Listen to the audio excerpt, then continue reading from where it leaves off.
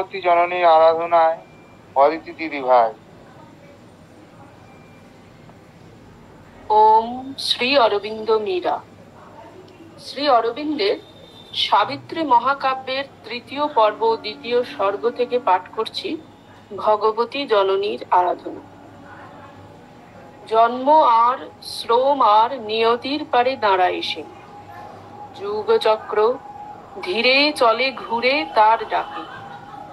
তারই শুভ হস্ত শুধু দেবে রূপান্তর কুণ্ডলিনী কালের শক্তিরে। তাহারই রহস্য রজনী লুকায়ে রাখে, তারই কর্মবল অধ্যাত্মের রসায়ন। হিরণময় সেতু তিনি, বহ্নি অনুপম অজ্ঞাতের জ্যোতির্ময় হিয়াতল তিনি। নৈঃশব্দের বীর্য তিনি, মর্মে বিধাতার পরাশক্তি তিনি, মহাবাক্য অনাহত। অটুট আশ্রয় তিনি পৃচ্ছ আরোহণে। জলে সব সূর্য এই আদি সূর্য হতে, নামে এই জ্যোতি অলব্ধ অপার হতে। দূর অসম্ভব হতে দেয় হাতছানি যে আনন্দ, নামেনি কভু যে বিশ্বরাট। নিখিল প্রকৃতি মূক কণ্ঠে ডাকে তারে, শুধু তারে বিদুরিতে পাদস্পর্শে তার জীবনের আত্মস্পন্দ। মানুষের ক্ষীণ অন্তরাত্মা পরে গাঁথা যে বজ্র প্রলেপ, বিদীর্ণ করিতে তারে আপন বহ্নিরে প্রজ্বালিতে বদ্ধ যত হৃদয়ের তলে। হেথা সব একদিন হবে নীড় তাঁর মধুময়, বিরোধ যতেক নিয়ে আসে সুসঙ্গতি তাঁর। তারে চাহি উঠে চলে জিজ্ঞাসা মোদের, ফিরে তাঁরই অন্বেষণে হৃদয়ের বেগ। নিবাস মোদের হবে অনুপ আনন্দ তাঁর, তাঁর আলিঙ্গনে দুঃখ যত হয়ে যাবে তীব্র সুখ সার। তার মাঝে নিজ নিজ আত্মা সকলের হয়ে ওঠে এক আত্মা, পায় দৃঢ় স্থিতি, পায় রূপান্তর তাঁরই মাঝেই অবশেষে। জীবন সার্থক হয় লোভী ঊর্ধ্ব হতে অসীম নিস্তব্ধ যত রভস নিবিড়, নিম্নে লোভী অপরূপ দেব আলিঙ্গন। মা এবং প্রভুর চরণে আন্তরিক শ্রদ্ধা, প্রণাম ও কৃতজ্ঞতা নিবেদন করি। এই পাঠ ও আলোচনায় উপস্থিত সকল ভক্ত ও অনুরাগী বৃন্দকে আমার সশ্রদ্ধ প্রণাম জানাই।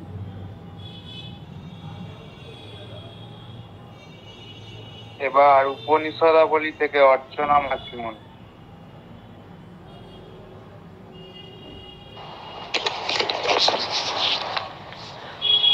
ওম শ্রী অরবিন্দ মীরা। 14ই আগস্টের পবিত্র সন্ধ্যায় উপস্থিত এবং অনুপস্থিত সকলকে আন্তরিক শ্রদ্ধা ও কৃতজ্ঞতা। আজকের এই বিশেষ সন্ধ্যায় প্রভুর রচনা থেকে পাঠের যৎকিঞ্চিৎ সুযোগ পেয়ে আমি এটিকে বিশেষ অনুগ্রহ রূপে গ্রহণ করছি। চেষ্টা করছি প্রভু যে কথাগুলি বলে গেছেন ঈশোপনিষদ বিষয়ে, সেগুলি পুনরুচ্চারণের মাধ্যমে নিজে এবং যারা শ্রোতা সকলেরই সংস্কার, এই সংস্কার আমাদের হোক। সেটি আমার সাধ্যের মধ্যে নয়, কিন্তু নিজ গুণে তারা সংস্কারিত হবে।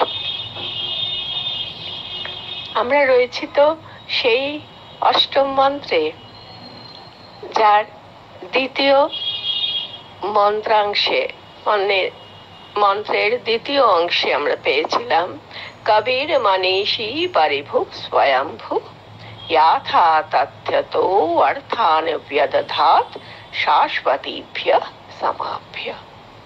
প্রতিটি শব্দকে বিশ্লেষণ করতে করতে শ্রী অরবিন্দ আমাদের নিয়ে এসেছেন প্রায় শেষের দিকে।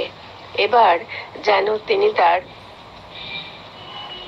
ছড়ানো যে তথ্যগুলি ছিল সেগুলিকে একত্রিত করে সেই মহাসত্যের দিকে পৌঁছে দেওয়ার ভাবনা নিয়েছেন। আজকের পাঠ যেখান থেকে শুরু হচ্ছে সেটি হচ্ছে 109 পৃষ্ঠার শেষের দিকে, যার একটি উপশিরোনাম আছে সৃষ্টি ক্রম। আগেরটি যেমন ছিল বস্তুর ধর্ম, সেই সৃষ্টি ক্রম বিষয়ে আসার সঙ্গে সঙ্গেই আমরা দেখতে পাচ্ছি যে এখানেও সেই স্বয়ম্ভূর যে ত্রিধা প্রকাশ, কবি, মনীষী, পরিভু, সেইগুলির ক্রমবিন্যাসের কথা বলছেন, আর যার মাধ্যমে প্রকাশিত হচ্ছে সৃষ্টি ক্রম।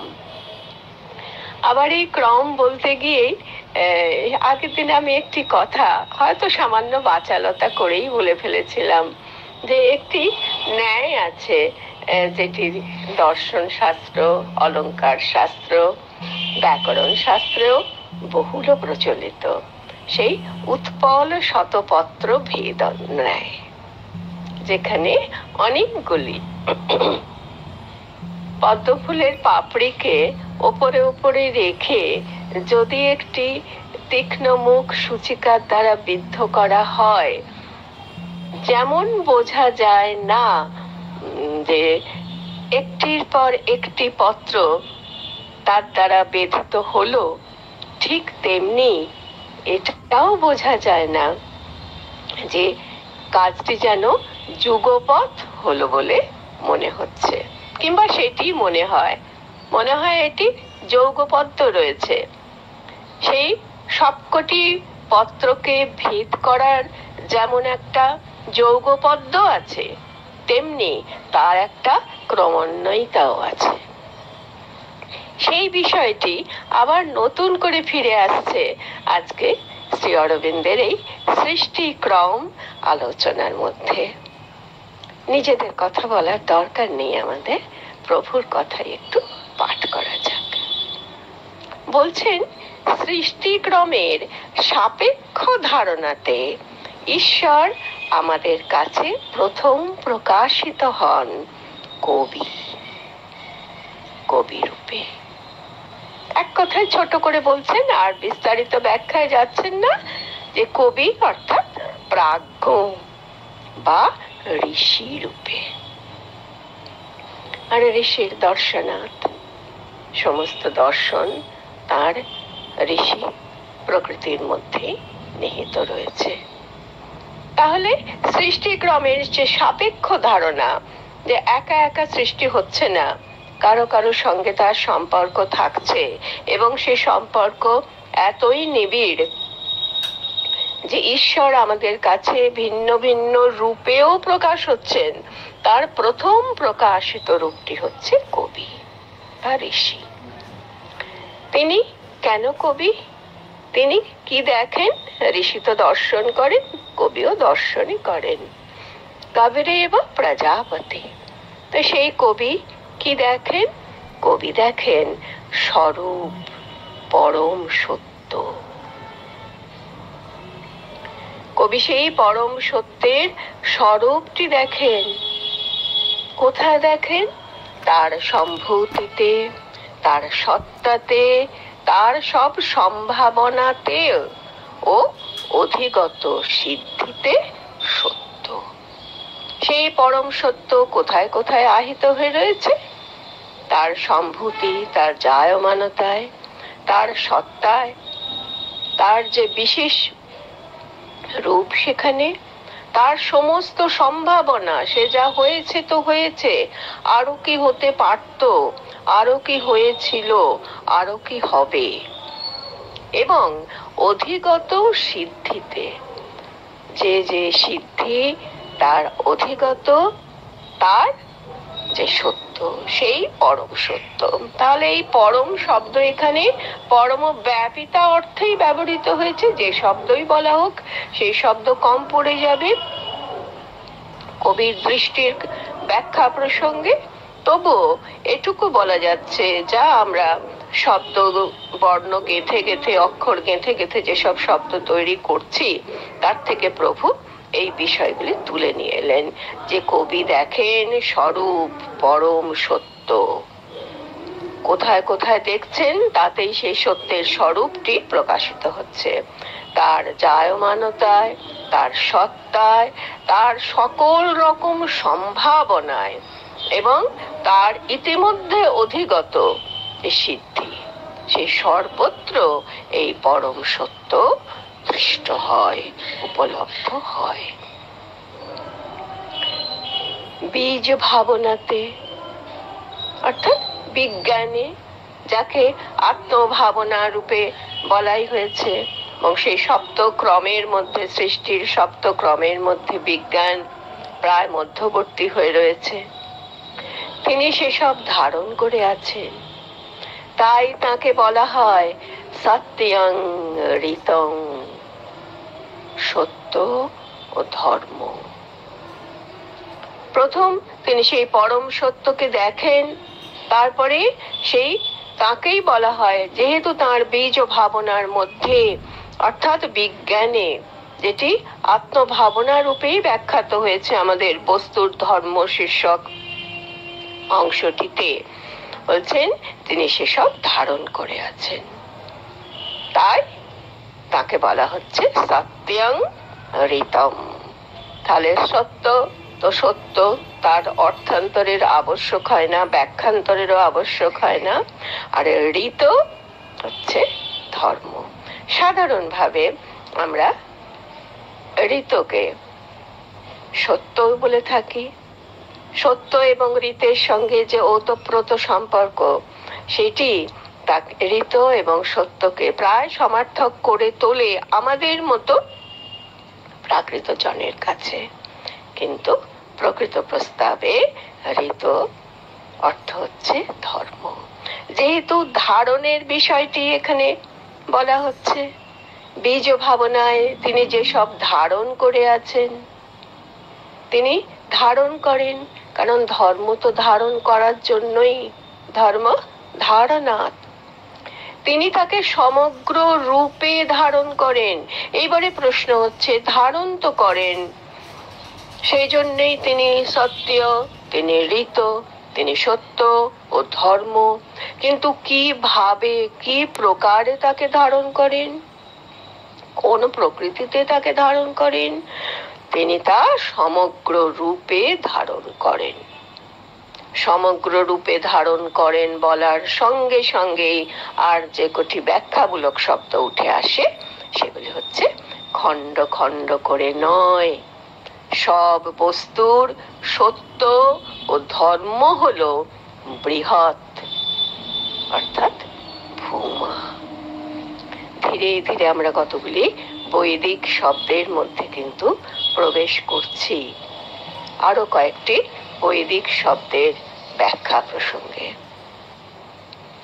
তাহলে সব বস্তুর সত্য আর ধর্ম হচ্ছে ভূমা, যার বিষয়ে নানা স্থানে বলেছেন উপনিষদ। সর্বার্থে শ্রুতি বলেছেন ভূমৈব সুখম নাল্পে সুখমস্তি। সে ভূমার ব্যাখ্যা তো আমাদের এই পরিমণ্ডলে, যাকে আমরা অনেক বলি, বিস্তর বলি, সীমাহীন বলি, সবকিছুকে কুক্ষিগত করার ধারণা নয়, সেই ভূমা হচ্ছে বৃহৎ। সেই সঙ্গেই বলছেন যে শুধু বিজ্ঞানকে দেখলে তাকে পূর্ব নির্দিষ্ট নিয়তির, আত্মসংহতির ও ভবিষ্য নিয়ন্তা বীজ ভাবের ক্ষেত্র বলে মনে হয়। আসলে বিজ্ঞান যে আত্মভাবনা, সেই আত্মভাবনাকে যদি আমি আলাদা করে নিই, যদি পৃথক করে নিই, তখন তাকে মনে হয় যে সেটি হচ্ছে পূর্ব নির্দিষ্ট নিয়তি, আত্মসংহতি ও ভবিষ্য নিয়ন্তা, যে বীজ ভাব তার ক্ষেত্র। তাহলে তিনটি কাল, ত্রিকাল এর মধ্যে কিন্তু ধরা পড়ে গেল। যা হবার কথা ছিল, যা পূর্ব থেকেই নির্দিষ্ট আছে, সেই নিয়তির ক্ষেত্র হচ্ছে বিজ্ঞান। আত্মসংহতি, আত্মভাবনা, আত্মভাবনায় কি নিহিত থাকবে? থাকবে আত্মসংহতি। ভাবনা মানে তো সেই আমাদের মতন এলোমেলো ভাবনা নয়, এলোমেলো বিশেষ বিশেষ ঋতুর বাতাসের চলনও নয়, সে হচ্ছে আত্মসংহতি, নিজের ভিতরে সংহত হওয়ার যে শক্তি। আর সেই সঙ্গেই যেহেতু আমাদের পূর্ব নির্দিষ্ট নিয়তিকে যদি আমরা অতীত পদবাচ্য বলে ভাবি, তাহলে আত্মসংহতি হচ্ছে বর্তমানের আত্মনিয়ন্ত্রণ, আর সেই সঙ্গে আসছে ভবিষ্য নিয়ন্তা, বীজ ভাব, তার থেকে যা সৃষ্টি হবে, যে তার ক্ষেত্র বলে মনে হয়। মনে হয় যখন বলেছেন, তখন সে মনে হওয়ারও একটি সত্যাসত্য বিচারের প্রসঙ্গ আসবে। সেই প্রসঙ্গে শ্রী অরবিন্দ বলছেন, কিন্তু সে নির্দেশ বিগত কোনো কালে দেওয়া হয় নাই, তা নিত্যকালের। সে নিয়তি আত্মার প্রবর্তিত, আত্মা তার বাধ্য নয়। অনেক কথা বলে দিয়েছেন। তাহলে সাধারণভাবে শুধু বিজ্ঞানকে যদি বিশ্লিষ্ট করে দেখা হয় আর সমস্ত কিছু থেকে, তখন তাকে দেখে মনে হতে পারে সে নিয়তি, আত্মসংহতি আর ভবিষ্য নিয়ন্তা বীজের ক্ষেত্র।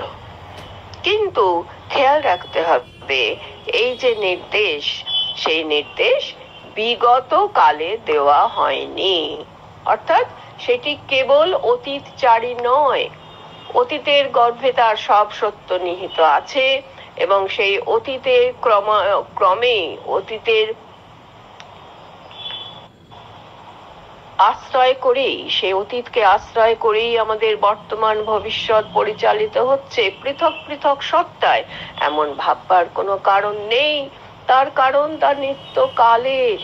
কারণ যে সত্যের কথা, যে পরমময়ের কথা, যে পরমময়ের জন্য 10টি আপাতভাবে মনে হয় সেগুলি বিশেষণ, কিন্তু প্রত্যেকটি স্বয়ং সম্পূর্ণ এবং প্রত্যেকটি ক্রমানুসারে সজ্জিত। তাই বলছেন যে তা হচ্ছে নিত্যকালের। যেহেতু তাকে নিয়ে বাঁচতেও তো হবে, শাশ্বতীভ্য সমাভ্য, যেহেতু ইয়াথা তথ্যত অর্থান ব্যদধাত, তিনি যথাযথভাবে অত্যন্ত সৌকর্যে সমবায়ে, অত্যন্ত স্থির নিশ্চিত উপায় রূপে সম্ভাবিত সকল প্রকার বিষয় বিচার করে তাকে প্রবর্তনা করা হয়েছে। তাই বললেন তা হচ্ছে নিত্যকালের। সে নিয়তি আত্মার প্রবর্তিত। অতীত বলে সে নিয়তি যা আমাকে নিঃশেষে আমাকে এগিয়ে নিয়ে যাবে, সে কিন্তু আত্মার প্রবর্তিত। সেই যে আত্মস্বরূপের কথা বলা হয়েছে, তারই প্রবর্তিত। আপাতভাবে মনে হতে পারে আত্মা তার বাধ্য, তা কিন্তু নয়। নিয়তি হচ্ছে আত্মা প্রবর্তিত। আত্মার দ্বারাই এই নিয়তির প্রবর্তনা হয়েছে। এমন নয় যে নিয়তির দ্বারা আত্মা নির্দিষ্ট হচ্ছে বা পরিচালিত হচ্ছে। কিন্তু ক্রিয়া ও পরিণাম তার দ্বারা নির্দিষ্ট হয়, বিশ্বব্যাপী গতিতে তথা বীজ ভাবনার সংহতিতে। উভয়ত্র তা বর্তমান। যে নিয়তি আত্মা প্রবর্তিত, আত্মা যার বাধ্য নয়, সেটি যেমন নিত্যকালে, কিন্তু তার যে ক্রিয়া এবং পরিণাম তারই দ্বারা নির্দিষ্ট হয়ে থাকে, সেটি কোথায় হয় না বিশ্বব্যাপী গতি। যে যৎকিঞ্চিত জগত্যাং জগৎ, যা কিছু গতিশীল, যা কিছু গতিময়, সব কিছুর মধ্যে বীজ ভাবনার সংহতিতে উভয়ত্রই যে বিদ্যমান। সুতরাং আত্মার সত্য ধর্ম স্বাতন্ত্র্য ও প্রভুত্ব, এটাই শেষ অব্দি বেরিয়ে আসছে। সেটি স্বতন্ত্র, সে কারো দাস নয়। বন্ধন ও দাসত্ব নয়, শুধু স্বাতন্ত্র আত্মার যে সত্য ধর্ম, যে ঋত, যে সত্য, সেটি স্বাতন্ত্র ও প্রভুত্ব। বিপরীত যা সত্তা, সেগুলি তার ক্ষেত্রে খাটে না, অনুপস্থিত। বন্ধন ও দাসত্ব কিন্তু তার জন্য নয়। পুরুষ প্রকৃতিকে শাসন করে, প্রকৃতি পুরুষকে বাধ্য করে না।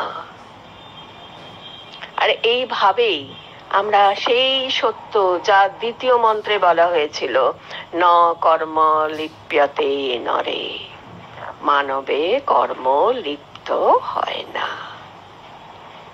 তাহলে এখানে আমরা প্রথম বিষয়টি শুধু দেখলাম কবির, মনীষী আর পরিভু, এই তিনটি মিলিয়েই তো স্বয়ম্ভু ছিলেন।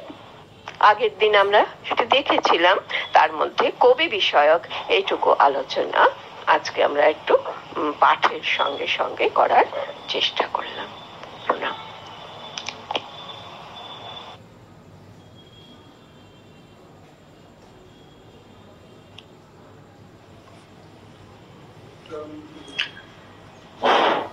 ওম শ্রী অরবিন্দ মীরা। আমি আজকের এই পবিত্র দিনে এই সুযোগটুকু পেয়ে আমি খুব আনন্দিত, কারণ গত বৃহস্পতিবারে আমি থাকতে পারিনি। যে বাণীটি মা তার ক্লাসে 1958 সালের ক্লাসে পড়েছিলেন, সেটি দ্য লাইফ ডিভাইন থেকে। সেখানে যে বাণীটি আমি আজকে সিলেক্ট করেছি সেটি হচ্ছে, সংসার ডুবে আছে দুঃখ দুর্দশার অতলে, অন্ধকারের মোহের গহনে। সেখান থেকে তাকে মুক্ত করবার জন্য বিশ্ব সৃষ্টির মধ্যে অবিরত কাজ করে চলেছে অনন্ত কৃপা। চিরকাল ধরে সেই কৃপা কর্মরত, কখনো তার খান্তি নেই। তবুও সত্যতরের, মহত্তরের, সুন্দরতরের আস্পৃহা জাগতে বিশ্বের কত শত যুগই না লেগেছে। প্রত্যেকে নিজের অন্তরে যে বাধা দেখতে পায়, সেই বাধা অনুমানে বুঝতে পারবে কি প্রকাণ্ড বাধা সৃষ্টি করে জগৎ কৃপার কাজকে রুখতে চেষ্টা করছে। তুমি তখনই চূড়ান্ত যাত্রার জন্য প্রস্তুত হবে যখন বুঝতে পারবে বাহ্য বস্তু, মনের প্রকল্প, জাগতিক প্রয়াস এসবই মিথ্যা, অর্থহীন হয়ে যায় যদি না সেগুলো পূর্ণভাবে ঊর্ধ্বে সেই জ্যোতি ও শক্তির কাছে প্রকাশোন্মুখ, সেই সত্যের কাছে সমর্পিত হয়।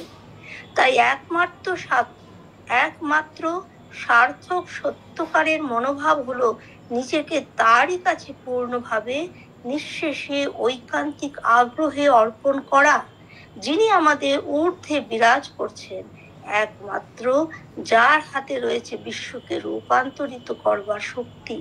তুমি নিজেকে অন্তর্যামীর কাছে খুলে ধরতে পারলে তিনি দেবেন মহত্তর জীবনের পূর্বাভাস। কেবল সেই জীবনই নির্বাহের যোগ্য। তারপরে আসে সেখানে উত্তরণের ইচ্ছা, সেই জীবন লাভের প্রত্যাশা, সেই জীবন যে পাওয়া যেতে পারে তার প্রত্যয়, এবং সর্বশেষে আসে প্রয়াসের প্রয়োজনীয় শক্তি এবং লক্ষ্যে পৌঁছবার জন্য দৃঢ় প্রতিজ্ঞা। প্রথমে জগতে হবে, প্রথমে জাগতে হবে, তারপর জয় করতে হবে। জয় মা, জয় শ্রী অরবিন্দ। সবাই ভালো থাকবেন।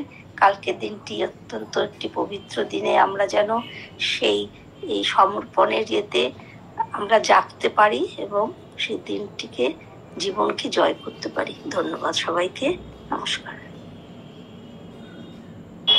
প্রণাম দিদি। আজকের এই পবিত্র সন্ধ্যায় প্রভুর বাণী তোমার উচ্চারণে আমাদের সকলকে অভিষিক্ত করলো। দিদি প্রণাম মা শ্রী অরবিন্দকে। আমাদের মধ্যে ভালোবাসা জেগে উঠুক, সবার মধ্যে একটা সুন্দর হারমোনি, একটা সহমর্মিতা যেন আসে, এই মার কাছে প্রার্থনা। ধন্যবাদ। তাই চলো দিদি, সেটাই সত্য হোক।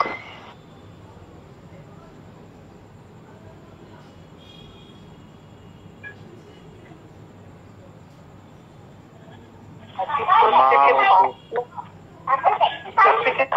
ভালো লাগলো, আর আপনার পরিচালনাও খুব অসাধারণ লাগলো। নমস্কার জানাই সবাই।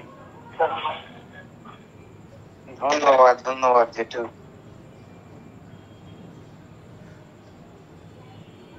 মা ও প্রভুকে প্রণাম জানাই, ধন্যবাদ জানাই যারা এই পাঠচক্রে প্রত্যক্ষ পরোক্ষ অংশগ্রহণ করছেন, শুনছেন, আমাদের এই পাঠচক্র চালিয়ে নিয়ে যেতে সাহায্য করছে। প্রত্যেককে অসংখ্য ধন্যবাদ। মায়ের কাছে প্রার্থনা রাখি আগামী দিনগুলো যেন খুব সুন্দর, খুব মধুর হয়, খুব আনন্দময় হয়। মায়ের কাছে এই প্রার্থনা রেখে আজকে আমাদের পাঠচক্রে এখানেই বিরতি টানছি। জয় মা, জয় শ্রী অরবিন্দ।